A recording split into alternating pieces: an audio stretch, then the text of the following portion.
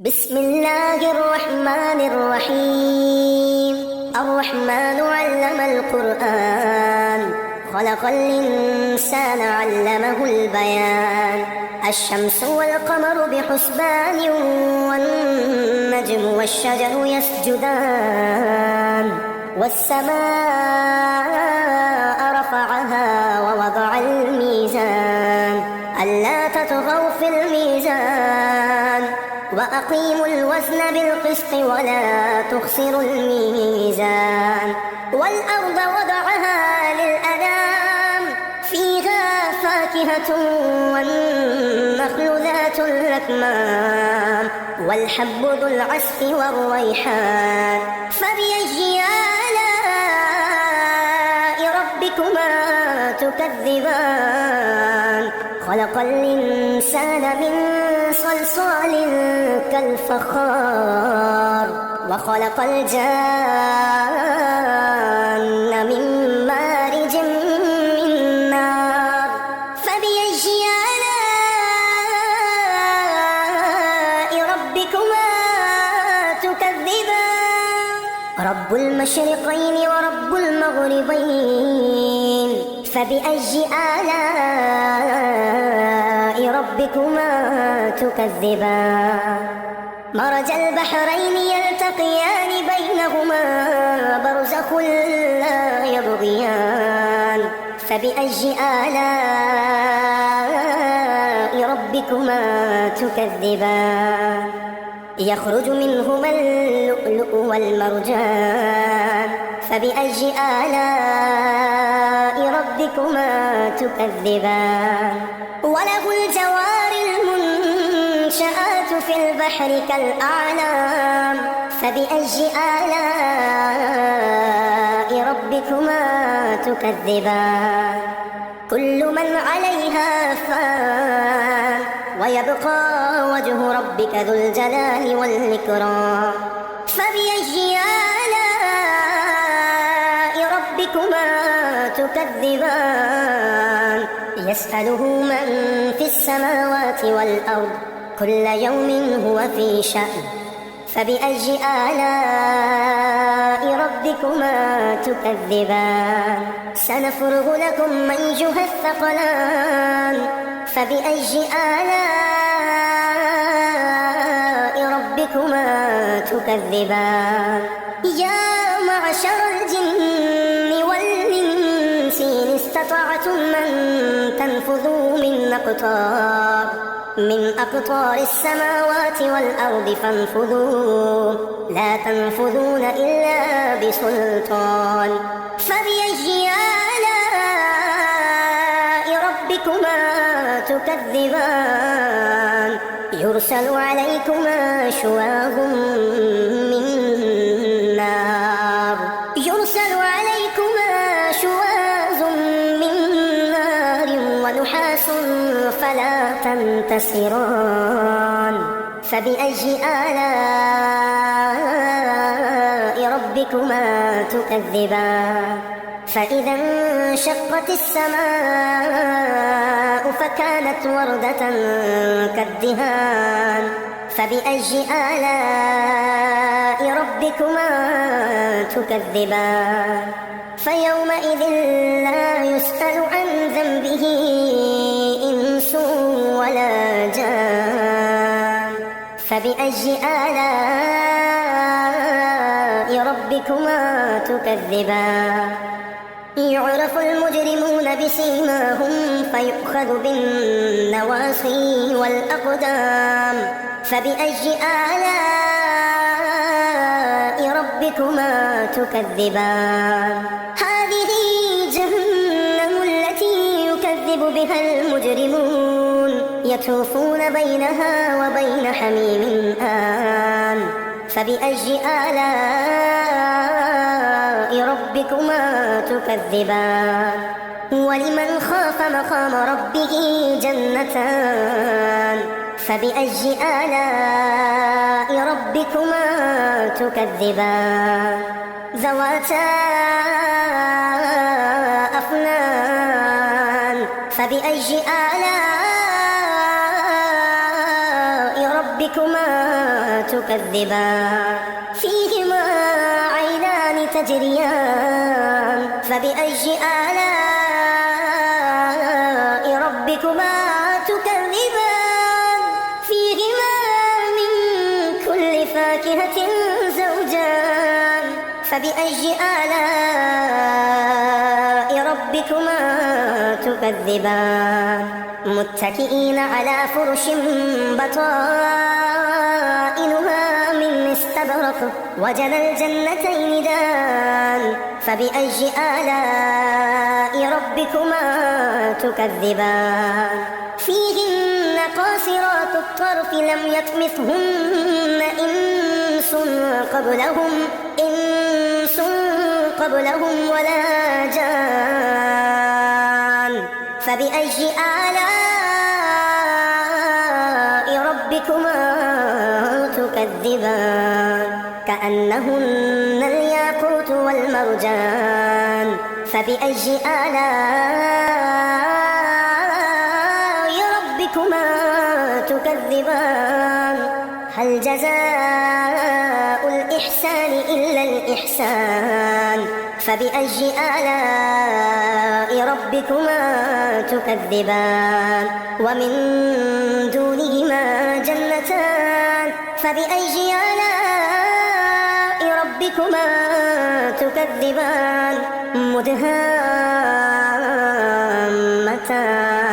فبأي آلاء ربكما تكذبان فيهما عينان نضاختان فبأي آلاء ربكما تكذبان فيهما فاكهة ونخل ورمان فبأي آلاء ربكما تكذبان فيهن خيرات حسان فبأي آلاء ربكما تكذبان حور مقصورات في الخيام فبأي آلاء ربكما تكذبان لم يطمثهن إنس قبلهم ولا جان فبأي آلاء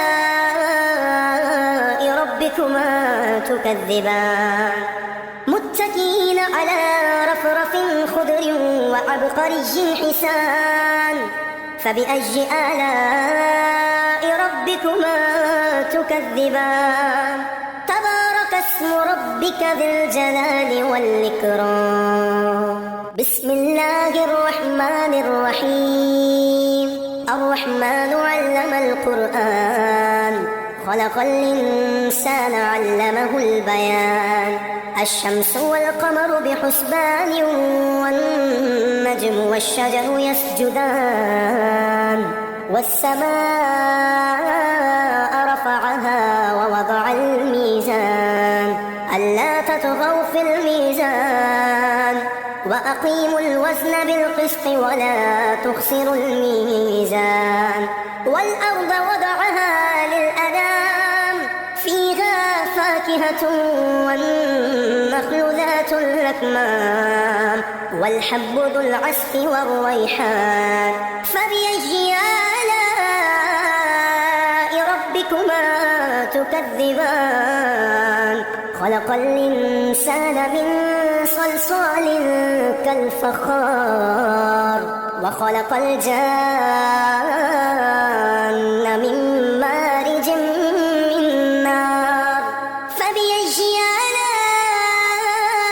آلاء ربكما تكذبان رب المشرقين ورب المغربين فبأي آلاء ربكما تكذبان مرج البحرين يلتقيان بينهما برزخ لا يبغيان فبأي آلاء ربكما تكذبان يخرج منهما اللؤلؤ والمرجان فبأي آلاء ربكما تكذبان وله الجوار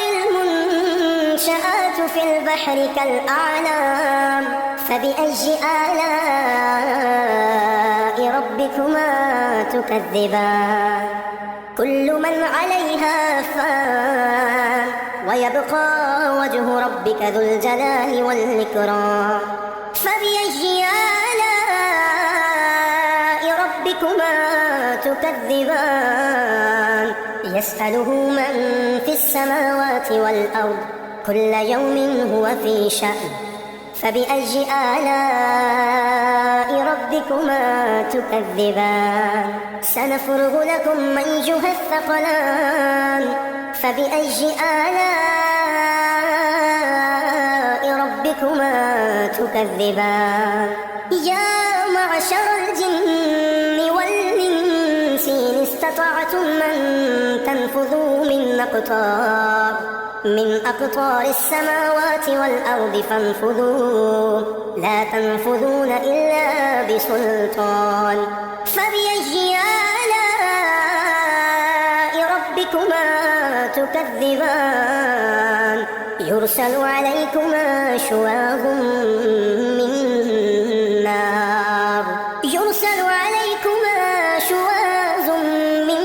نار ونحاس فلا تنتصران فبأي آلاء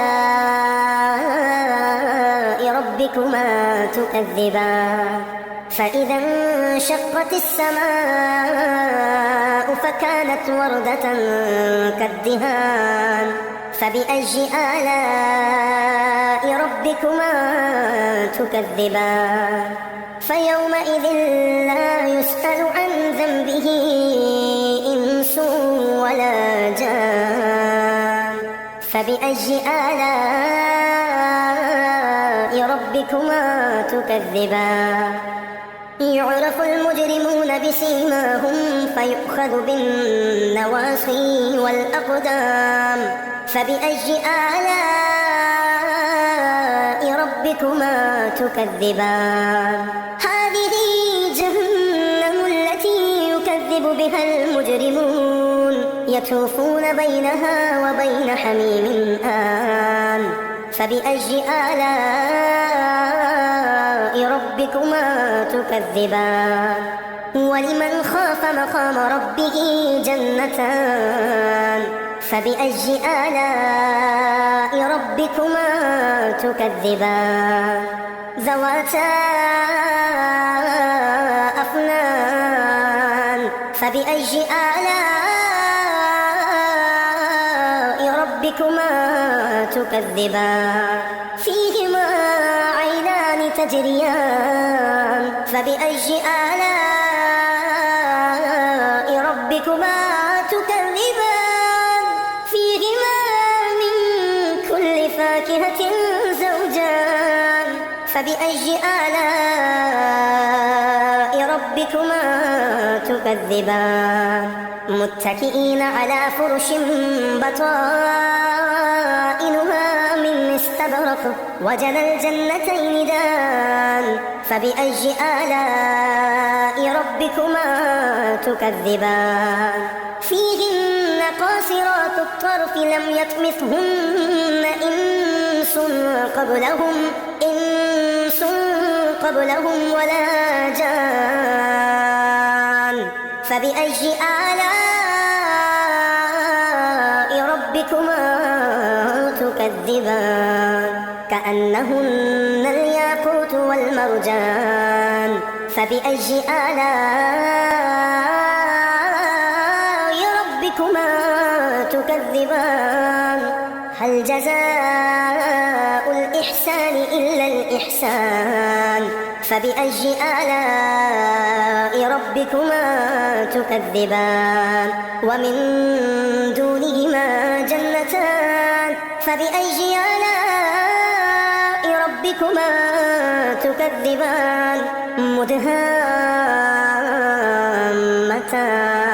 فبأي آلاء ربكما تكذبان فيهما عينان نضاختان فبأي آلاء ربكما تكذبان فيهما فاكهة ونخل ورمان فبأي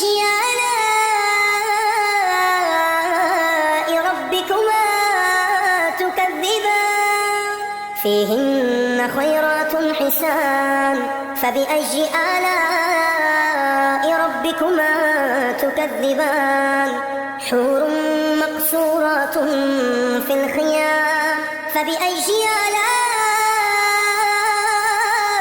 ربكما تكذبان لم يطمثهن إنس قبلهم ولا جان فبأي آلاء ربكما تكذبان متكئين على رفرف خضر وعبقري حسان فبأي آلاء ربكما تكذبان تبارك اسم ربك ذي الجلال والإكرام